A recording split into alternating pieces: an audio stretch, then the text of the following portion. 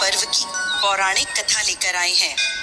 आषाढ़ माह की पूर्णिमा तिथि को गुरु पूर्णिमा के रूप में मनाया जाता है, क्योंकि इस दिन महर्षि वेद व्यास का प्राकट्य हुआ था। हिंदी संस्कृति में गुरु को सर्वोच्च स्थान प्राप्त है। पद्म पुराण, स्कंद पुराण और महाभारत के अनुसार द्वापर युग के अंत में जब वेदों का ज्ञान विलुप्त होने लगा, तब साक्षात भगवान विष्णु ने वेदों की रक्षा हेतु वेद व्यास जी के रूप में अवतार लिया। इनका जन्म आषाढ़ शुक्ल पूर्णिमा को हुआ था। इनका मूल नाम कृष्ण द्वैपायन था। कृष्ण उनका वर्ण था और द्वैपायन का अर्थ है द्वीपों में जन्मे। कहा जाता है कि इनका जन्म यमुना नदी के बीच एक द्वीप पर हुआ था।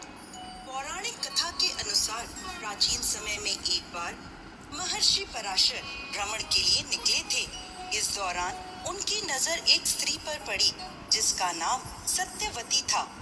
वह एक मछुआरे की बेटी थी और बहुत खूबसूरत थी, परंतु उसके शरीर में से मछली की गंध आती रहती थी, इसलिए उन्हें मत्स्य गंधा भी कहा जाता था। ऋषि उसे देखकर व्याकुल हो गए और उन्होंने सत्यवती से संतान प्रदान करने की इच्छा जाहिर करी। ऋषि की यह बात सुनकर सत्यवती आश्चर्यचकित होकर कहने लगी, इस तरह से अनैतिक संबंध कैसे बन सकते हैं और इस प्रकार उत्पन्न संतान का जन्म लेना व्यर्थ है।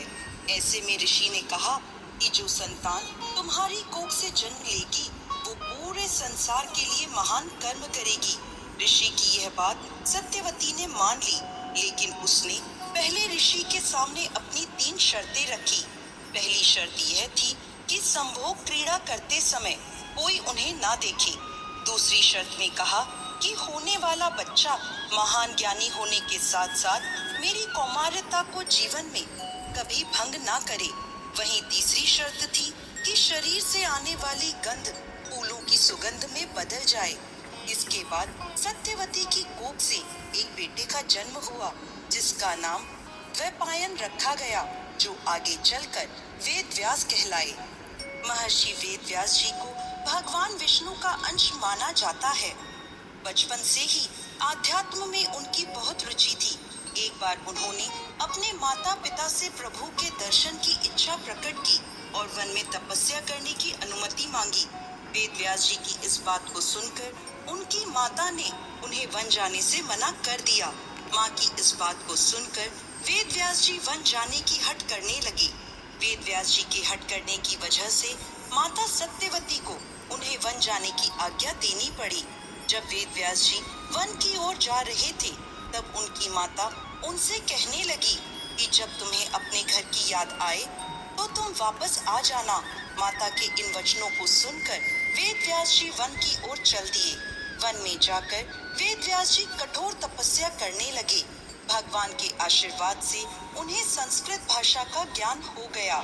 इसके बाद उन्होंने वेद, महाभारत, 18 महापुराण एवं ब्रह्म सूत्र की रचना की। लोगों को वेदों का ज्ञान देने की वजह से आज भी इन्हें गुरु पूर्णिमा के दिन प्रथम गुरु के रूप में याद किया जाता है। तो दोस्तों, ये थी गुरु पूर्णिमा पर्व की पौराणिक कथा। नमस्कार।